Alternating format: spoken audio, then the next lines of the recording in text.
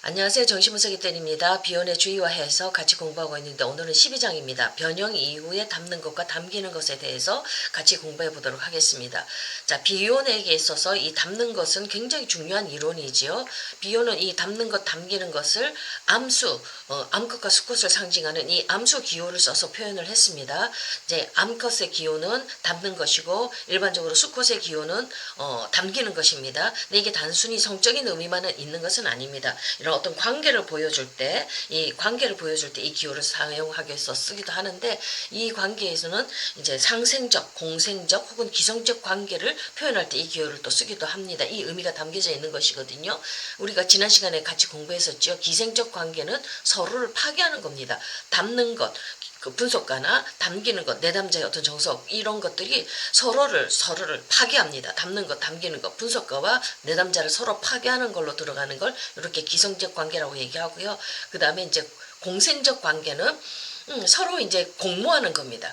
거짓에 이제 묶인 채로 거짓의 진실을 들여다보지 않고 거짓을 요까지만 이러면서 서로 진실에 들어가지 않고 거짓을 묶인 채로 이렇게 공모하는 채로 편안하게 이렇게 서로 좋은 이익만 추구하는 관계, 요거를 이제 공생적 관계라고 얘기를 하고 있습니다.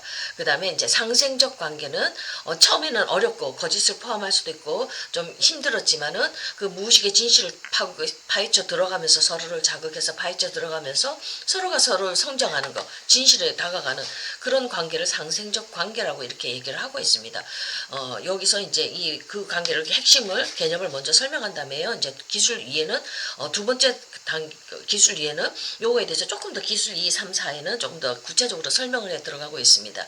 자, 이 단어는 뜻을 담고 있죠. 언어는 뜻을 담고 있습니다. 그 안에. 근데 역으로 뜻이 단어를 담고 있을 수도 있다고 합니다. 이 단어 속에서 이 담고 담기는 것을 표현하거든요.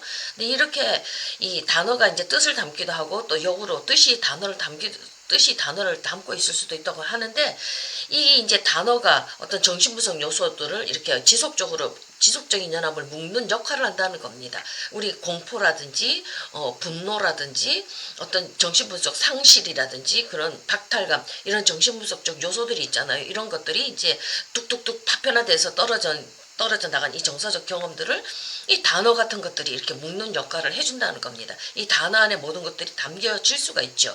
근데 이게 잘못 담겨질 수도 있는 거예요. 잘못 묶을 수도 있는 거예요. 그러니까 지속적 연합을 묶는 용어를 이렇게 읽거나 들었을 때 그 의미가 뚜렷할수록 표현되어야 하는 지속적인 연합은 그 용어의 의미를 뺏긴다는 거예요. 단어가 너무 강하기 때문에 그 언어가 의미가 제대로 살아나오지를 못한다는 얘기입니다. 그러니까 한 단어 안에 내 정서가 모든 게 다 담길 수가 없죠. 그 의미가 다 담길 수가 없죠. 그러니까 의미가 제대로 전달되지도 못한다는 얘기예요. 내가 엄마를 잃어서 아주 슬퍼요 이렇게 얘기를 하지만 슬픔이라는 단어 안에 표현을 하지만 엄마를 잃었던 그 상실감과 박탈감, 그 괴로움들, 그 불안과 두려움, 공포들이 이 슬픔이라는 한 단어 안에 의미가 다 담겨지는 것은 아니죠. 그러니까 그렇게 표현은 헤어지지만 다 단어 안에 담을 수는 없다는 얘기입니다. 반대로 이 담으려고 했던 단어, 이론 그런 것들이 의미들이 너무 강해서 내 어떤 체계에 혼란을 줄 수도 있다는 겁니다. 그러니까 강한 감정을 표현하려고 할 때 언어 표현이 무너진다는 겁니다. 이 언어 표현이 안 돼서 이게 너무 들어와서 감정 표현이 너무 강하게 들어와서 내가 이걸 제대로 표현을 하지 못하니까 말을 더듬게 된다는 겁니다. 앞뒤가 안 맞는 말로 횡설수설하게 된다는 겁니다. 자, 정리를 하면 담고 담기는 것, 우리의 어떤 감정 정서가 이 단어 안에 담겨야 되는데 이 단어가 너무 강하게 되면은 진짜 표현하고자 했던 의미가 제대로 다 이 안에 의미가 잘 전달이 안 될 수도 있고 또 이 강한 감정이 너무 강하기 때문에 이게 내 언어를 제대로 잘 단어가 표현이 안 되어지니까 내 말이 더듬더듬거리게 되고 말을 하지 못하게 되고 횡설수설하게 된다는 겁니다. 그러니까 단어 안에 표현이 되어져야 되는데 담고 담기는 그 관계가 어떻습니까? 어떤 때는 파괴해버리죠. 담기는 것을 파괴할 수도 있고 담기는 것이 담는 것을 파괴할 수도 있다는 겁니다. 서로 기생적인 관계를 맺을 수 있다는 얘기거든요. 자, 이게 이제 분석 상담하는 관계에서도 또 이런 현상이 난다고 이 비연이 얘기를 합니다. 기술 3에서 얘기를 하거든요. 담는 것이 담기는 것의 상당 부분을 뽑아내면 담기는 것은 아무것도 남지 않게 된다고 얘기를 하고 있습니다. 이 무슨 얘기냐면 환자가 너무 오랜 기간 정신분석을 받으면 분석이 그 의미를 잃게 된다는 겁니다. 환자가 한편 환자의 참을성, 인내심, 용기 그리고 돈이 바닥날 때까지 분석이 계속되는 경우 담는 것은 담기는 것을 압박하고 담기는 것으로부터 모든 것을 앗아간다고 얘기를 합니다. 또는 담기는 것에 압력으로 담는 것이 와해되기도 한다고 합니다. 자, 너무 분석이 오래되면 이 분석가가 보내줘야 될 때, 이 사람을 보내줘야 될 때 제대로 보내주지 않고 계속 이 분석가가 담는 기능하는 분석가가 이 내담자를 붙들고 있을 때 이 내담자의 것을 그냥 박탈시켜버리죠. 빼앗아 가버리게 되는 거죠. 이 관계도 기생적인 관계죠. 마찬가지로 또 너무 이제 이 담기는 것에 압력을 받아가지고 이 담는 것도 이렇게 무너질 수 있다는 얘기를 또 이렇게 표현을 하고 있습니다. 그러니까 기생적 관계, 제대로 담는 것, 담기는 것이 기능을 하지 못할 때 서로를 파괴할 수 있다는 이런 기생적인 관계를 조금 더 설명해주고 있습니다. 자, 기술사에서 또 그런 관계를 설명을 하거든요. 자, 결혼생활 내에서 성생활이 남녀 간의 관계의 대부분을 차지해서 부부가 함께 할 수 있는 다른 활동을 위한 공간이 없는 거예요. 이게 너무 강하기 때문에 다른 걸 할 수 있는 공간이 없어요. 담을 수 있는 것이 없어요. 관계가 경직될 수밖에 없지요. 반대로 다른 성생활을 제한 활동들이 그 다른 활동들이 대부분을 차지해서 성적 욕구를 충족하기 위한 성관계의 공간이 없을 수 있다는 겁니다. 너무 바깥으로 놀러 다니고 다른 어떤 외부적인 활동, 취미활동 그런 것들에 사회활동에 너무너무 매진해서 실제로 중요한 부부간의 성적인 은밀한 시간을 나눌 수 있는 그런 친밀함의 시간들, 그 성관계의 공간은 없을 수 있다는 겁니다. 이게 바로 이제 암수 패턴, 담는 것, 담기는 것과의 전형적인 예라고 이렇게 얘기를 하고 있습니다. 또 암수는 또 기억을 표성하기도 한다고 얘기를 하고 있습니다. 컨테이너 암은 감각에 기초한 기억으로 가득한 거예요. 어떤 공포스러운 감각을 통한 그 경험, 눈의 감각으로 본 공포스러운 그 경험, 그 감각이 그 봤던 기억이 내가 가득 차요. 그러면 이게 감각 배경이 지배적이 되어서 그러한 배경을 갖는 기억은 상당히 오랫동안 지속이 되어지겠죠. 그렇게 되면 암컷 담는 것은 포화가 되는 거예요. 그래서 다른 것들을 미지의 다른 정신생활을 할 수 있는 정신현상을 관찰하기가 어렵게 만드는 거예요. 그래서 우리가 어렸을 때 어떤 개한테 물렸던 그 기억이 있으면 이 기억이 꽉 차버려가지고 다시 이 기억이 내 속에서 이제 꽉 차버려가지고 담겨진 상태예요. 그래서 나중에 커서 보면은 강아지 귀여운 거 많잖아요. 다른 동물 예쁜 것들 많잖아요. 다른 동물들과 교감할 수 있는 이 공간이 없어서, 다른 것들을 경험할 수 있는 공간이 없어서 내가 거기에 꽉 묶인 채로 그렇게 살아간다는 겁니다. 좀 더 다른 것을 볼 수 있고 다른 경험을 할 수 있는 그게 없어요. 공간이 있어야 되는데 정신현상, 다른 정신현상들이 나올 수가 있지 않습니까? 성장하면서. 근데 그런 것들을 할 수가 없는 거예요. 고착이 되어져 버려가지고 새로운 정신생활을 할 수 없고 성장할 수가 없다는 얘기입니다.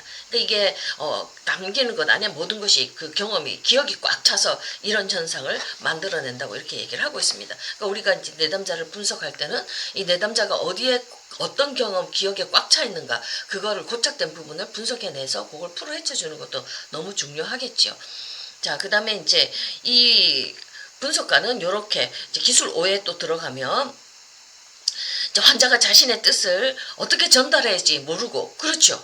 잘 모르잖아요. 내 마음, 내 감정을 어떻게, 감정이 뭔지도 모르는데 어떻게 표현하겠습니까? 이게 전달해야 할지 모르거나 적절한 표상을 찾기에는 전달하고자 하는 감정이 너무 강하거나 또는 표현 체계가 너무 경직되어서 전달된 감정에서 상대가 어떤 감흥이나 생명력도 느끼지 못할 수도 있다는 겁니다. 그러니까 담는 것과 담기는 것이 한쪽 담는 것이 너무 클 때, 이게 너무 클 때 이 담기는 것이 제대로 기능을 제대로 들어오지도 못하고 또 담기는 것이 너무 강할 때는 담는 것을 망가뜨려 보이기도 하는 거죠. 자, 요런 관계를 또 다시 설명을 하면서요. 자, 요거를 이제 그 우리 분석가가 잘 요 연결 패턴을 잘 분석해 줘야 된다는 얘기를 하고 있습니다. 환자는 이제 겉으로는 분석과 해석에 대해서 담기는 것이죠. 이때는 분석과 해석이 담기는 것입니다. 환자가 담아야 되잖아요. 이런 걸 해서 그냥 내내 좋다고 얘기는 하지만 실제로는 이 해석을 제대로 담아내지를 못하는 경우가 있습니다. 요러는 거 제대로 환자가 우리한테 주는 담기는 것, 그 내용도 우리 분석가가 잘못 이렇게 받아들일 수 있고 잘 못 담을 수도 있지만 마찬가지로 분석가의 그 담기는 내용을 환자가 내담자가 잘 담아내지 못하는 경우도 있습니다. 이렇게 왔다 갔다 하거든요. 분석 시간에. 그래서 이 분석가와 환자가 암수 역할을 번갈아 가면서 이 번갈아 맡아 가면서 이런 역동이 벌어지는데 이거를 관찰할 수 있는 능력이 있어야 된다는 겁니다. 어떤 게 잘 담겨지고 어떤 게 잘 담겨지지 못하는가. 이 패턴을 잘 분석을 해야지만이 해결의 실마리가 분석의 해결의 실마리가 나올 수 있다고 얘기를 하고 있습니다. 즉 암수 패턴 관계 그 패턴의 연결고리 아까 얘기했죠. 상생적, 공생적, 기생적 관계. 그래서 이 담고 담기는 이 패턴이 제대로 잘 가고 있는지 서로의 성장을 위해서 가고 있는지 진실을 향해서 가고 있다고 하면은 이거는 공생적이죠. 그렇지 않을 때는 뭔가 한쪽이 너무 강해서 한쪽을 이렇게 망가뜨리는 경우가 될 때는 기생적인 관계지 않습니까? 그리고 거짓 안에 편안하게 진실을 탐구해 나가지 않고 그냥 나이스한 상태로 머물러 가는 거는 공생적 관계지 않습니까? 이 언어가 패턴이 감정이 왔다 갔다 하는 걸 보면서 분석의 장에서 이 패턴을 잘 분석해내서 그 관계를 이 분석해 나가야 되고 무의식의 진실을 밝히는 해결의 실마리를 가져야 된다고 이렇게 얘기를 하고 있습니다. 그러니까 담는 것이 담겨진 대상을 고갈시킬 수도 있고요. 담기는 것이 담는 것을 와해시킬 수도 있으니까 이런 관계, 이 상생적, 공생적, 기생적 관계를 분석가가 빨리 파악을 해서 이 관계가 공생관계로 상생관계로 갈 수 있도록 만들어줘야 된다고 담는 것 담기는 패턴을 잘 분석해내야 된다고 비욘이 설명을 하고 있습니다. 오늘은 여기까지 하고요. 다음 시간에 뵙도록 하겠습니다. 감사합니다.